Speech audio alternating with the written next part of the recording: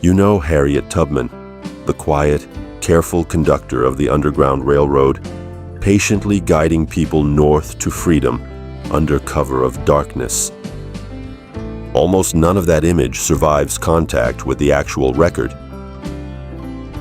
She carried a loaded pistol on every trip, and at least once, she is reported to have pointed it at one of her own passengers.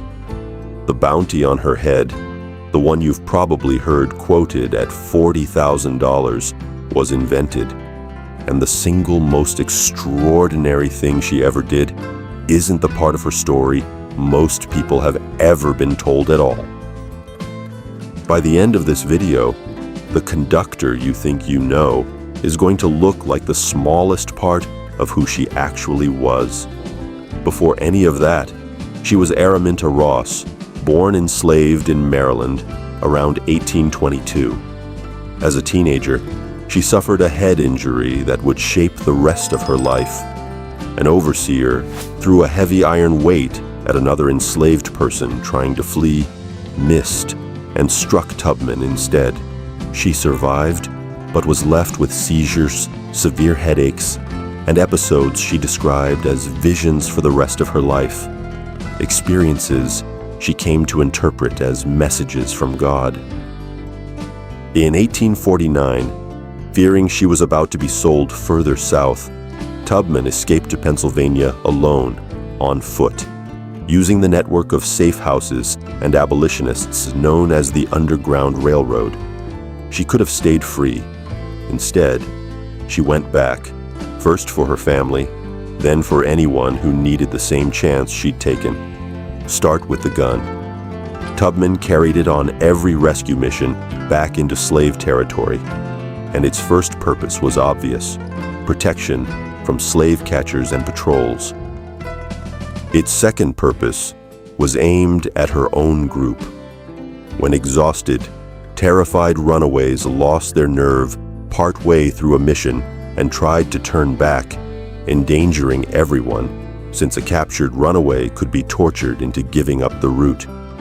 Tubman is reported to have leveled the gun at them herself. Her reported words, "You'll be free or you'll die." That is not the detail most retellings lead with.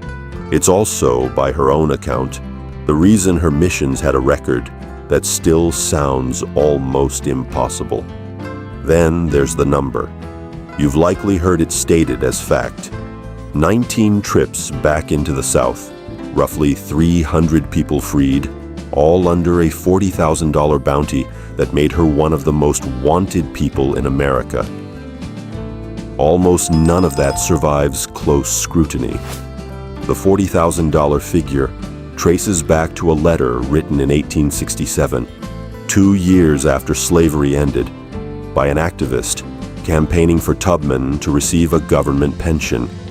There is no evidence any such bounty ever existed. The real documented reward, posted in 1849 for Tubman and 2 of her brothers, was $100 each. Modern historians who have gone back through the actual rescue records now put the real total at around 13 missions and roughly 70 people, smaller than the legend. And she completed every one of them without a single failure. Her own words, later in life, still stand unchallenged. "I never ran my train off the track, and I never lost a passenger." If the idea that Harriet Tubman may have pointed a loaded gun at her own passengers already has you rethinking the version of this story you were taught, hit that like button. It tells me these are exactly the corrections worth making. Tell me in the comments which detail surprised you most. And if you're not subscribed yet, now's the time. Because the Underground Railroad isn't even the biggest thing she did. It's just the part that made it into the textbooks.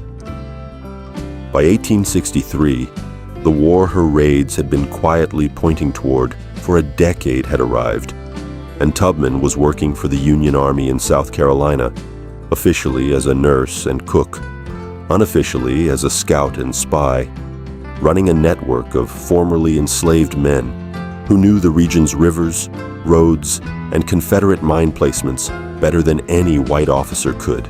For months, Tubman and her scouts moved through plantations along the river, gathering exactly this kind of intelligence: where the mines were sunk, which fields held the most people, which routes the Confederate patrols actually used versus the ones marked on Union maps.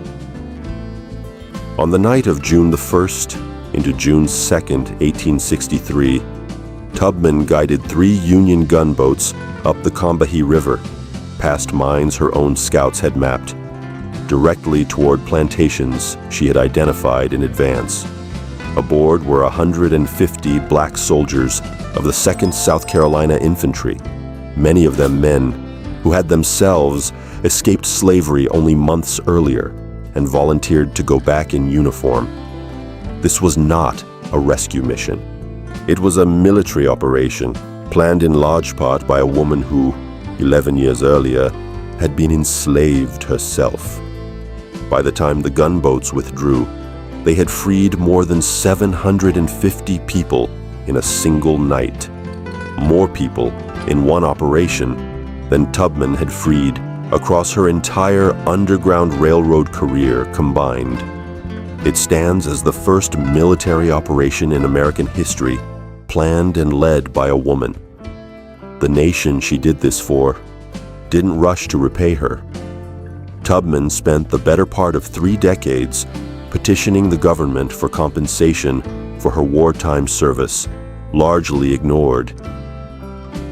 In 1892, she was finally granted a pension, $8 a month, and only as the widow of her second husband, a Union veteran. It took until 1899, 36 years after the Combahee raid, for that amount to rise to $20 a month, this time explicitly for her own military service. $20 for organizing the liberation of a plantation region and the first female-led military raid in the country's history.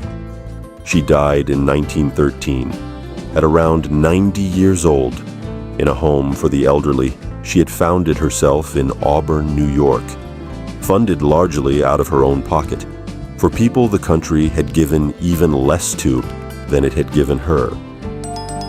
The gentle conductor of the school books was real. She was also, provably, an armed field agent who threatened her own passengers to keep them alive, corrected a bounty myth she never asked anyone to invent, and planned a military raid the Union Army let a woman lead because nobody else could have pulled it off. History kept the softer half of that story. The record kept all of it. If you want more stories like this one, real, forgotten, hidden in the details the official version leaves out, watch the video that's on your screen right now. Here on It Sounds Like Fiction. But it's history. There's always one more secret waiting.